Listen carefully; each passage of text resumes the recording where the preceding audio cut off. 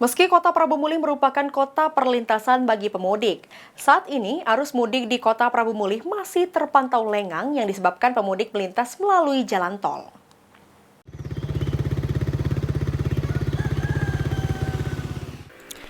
Meski arus mudik di kota Prabu Mulih saat ini lebih lengang karena banyak pemudik yang memilih lewat jalan tol dan jalan lingkar timur kota Prabu Mulih, Wali Kota Prabu Mulih tetap meminta PLT Kadisub Kota Prabu Mulih untuk selalu memantau arus mudik dan arus balik di kota Prabu Mulih, serta membantu masyarakat yang sedang dalam perjalanan.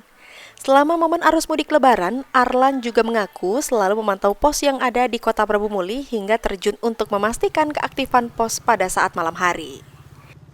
Cak sudah menyampaikan ke Dishub bahwa kami arus mudik selalu larang dan selalu bantu masyarakat dan di jalan-jalan aktifkan, termasuk itu sudah ada pos, ada berapa pos dari Kapolres bergabung dengan Pak Dishub dan lain-lainnya, itu selalu dipantau terus. Dan Cak juga selalu mantau terus malam-malam, kadang-kadang jam 2 kalau ada apa-apa Cak tanya, aman tak di jalan? Aman.